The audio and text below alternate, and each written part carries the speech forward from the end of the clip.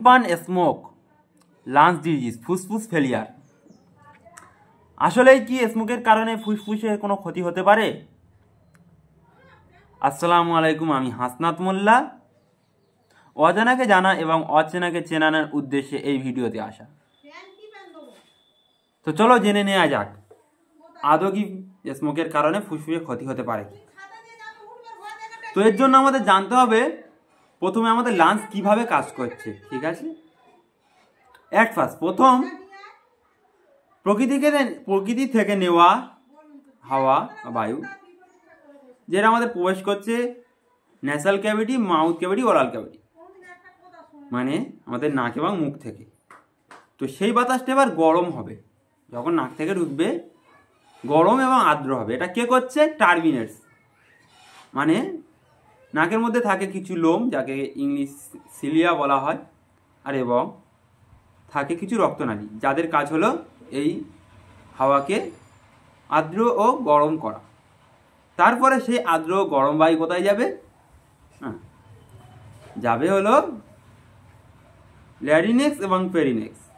তো ল্যারিনেক্স পেরিনেক্স অতিক্রম করে এবার যাবে ব্রঙ্কাই।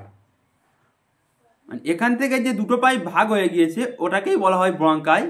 আবার ওই ভালভ থেকে আবার অনেকগুলো ভালভ মানে বিভিন্ন দিকে ছড়িয়ে পড়েছে, যেগুলোকে বলা হয় ব্রঙ্কিউলস। তো এই ব্রঙ্কিউলসের একদম শেষ প্রান্তে থাকে অ্যালভিওলাই, যেগুলো কি বলা হয় ওগুলোকে? আঙ্গুরের থলির মতো। হ্যাঁ, যেগুলোকে আঙ্গুলের থলির মতো দেখায়, গোল গোল বলের মতো ছোট ছোট হয়ে থাকে। এখানেই মেন কাজটা হয়, যে বাতাসে থাকা অক্সিজেন কি করছে? ব্লাডকে দিচ্ছে, অক্সিজেন ব্লাডে ঢুকে যাচ্ছে এবং ব্লাড থেকে কার্বন ডাইঅক্সাইড নিচ্ছে। মানে আমি হার্ট অ্যাটাকের ক্ষেত্রে যে প্রসেসটা বলেছিলাম, যে রক্ত লাংসে গিয়ে অক্সিজেন দিচ্ছে আর অক্সিজেন নিচ্ছে এবং কার্বন ডাইঅক্সাইড দিচ্ছে। এখানেই এবার ব্যাপারটা, তখন তো জানলে না যে কিভাবে অক্সিজেনটা রক্ত নিচ্ছে। এই যে ফুসফুসের ব্রঙ্কিউলস যে অ্যালভিওলাই আছে, এই অ্যালভিওলাইগুলো ব্লাডের মধ্যে অক্সিজেন দিচ্ছে আর ব্লাড থেকে কার্বন ডাইঅক্সাইড নিচ্ছে, নিয়ে বের করে দিচ্ছে। এখানে একটা ইন্টারেস্টিং ব্যাপার আছে, যে আমরা যখন বায়ু নিয়েছিলাম সেই বায়ু থেকে তো কিছু ধুলোকণা থাকে, তাই না? সেই ধুলোকণা আটকাচ্ছে কি?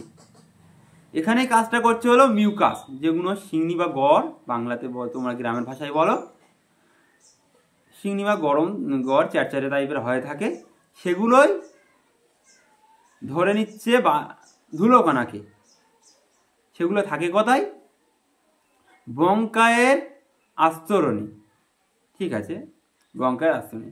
আর এই ব্রঙ্কায়ের মধ্যে থাকে সিলিয়া, চুলের মতো লোমের মতো দেখতে হয়। এরা অবিরামভাবে এরকম নড়তে নড়তে, এরকম সমুদ্রের প্রবাল দেখেছ, তারা এরকম যেমন দোলে সেরকম দুলতে থাকে। ঠিক আছে, তো এই মিউকাসগুলো যখন ধুলোকণাগুলো ধরে নিচ্ছে, এবার ব্যর্থ করতে হবে, তাই না? তো এই সিলিয়াগুলো আমি তো বললাম কন্টিনিউ অবিরামভাবে এরকম চলতে থাকছে। এরা কি করছে? এরকম দুলে দুলে মানে এরকম পাঠিয়ে দিচ্ছে, সামনের দিকে ঠেলে দিচ্ছে, দিয়ে আমাদের কফ হিসেবে হ্যাঁচি করে বা খোগরে আমরা তুলে দিচ্ছি মুখের মাধ্যমে। তো এখানে যদি সিলিয়াগুলো নষ্ট হয়ে যায়, তাহলেই তো আমাদের মিউকাস আর বেরোবে না, তাই না?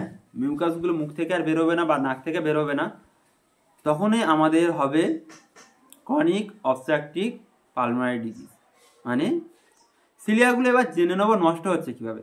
আমরা যখন ধূমপান করছি, তো সেই ধূমপানের কারণে স্মোকে থাকা কিছু রাসায়নিক পদার্থ যা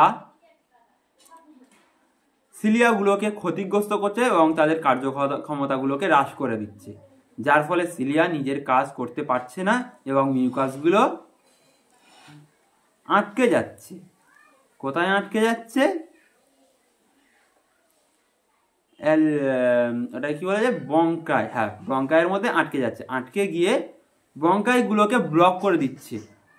দেওয়ার ফলে আমরা শ্বাস নিতে কষ্ট পাচ্ছি। নেব কিভাবে? আরে ভাই, আমাদের ভাল্বটা মানে ব্রঙ্কাই তো মানে ব্লক হয়ে গিয়েছে, তাই না? তো তো আমরা অক্সিজেন নেব কীভাবে এবার? তখনই আমাদের কিছু গ্যাস দেওয়া হয়, যেই গ্যাসের মাধ্যমে সেই মিউকাসগুলোকে ভেঙে আরও তরল করে দেওয়া হয়, দিলে তখনই আমরা অক্সিজেন নিতে পারি। তাহলে এখানে আমরা জেনে গেলাম, হ্যাঁ, স্মোকের কারণে হতে পারে, স্মোকের কারণে ক্ষতিগ্রস্ত হতে পারে লাংস। তো যারা যারা এখন স্মোক করো তারা ছেড়ে দাও, তুমি তোমার চিন্তা না করো, তোমার থেকে তোমার পরিবারের তোমার দাম বেশি, তোমার জীবনের দাম তোমার পরিবারের কাছে খুব মূল্য। তো ধন্যবাদ, দেখা হবে পরের ভিডিওতে। কোনো প্রবলেম থাকলে কমেন্টে জানিও, আর কথার মাধ্যমে যদি কোনো খারাপ ল্যাঙ্গুয়েজ ইউজ হতে থাকে তোকে মার্জনা করে দিও।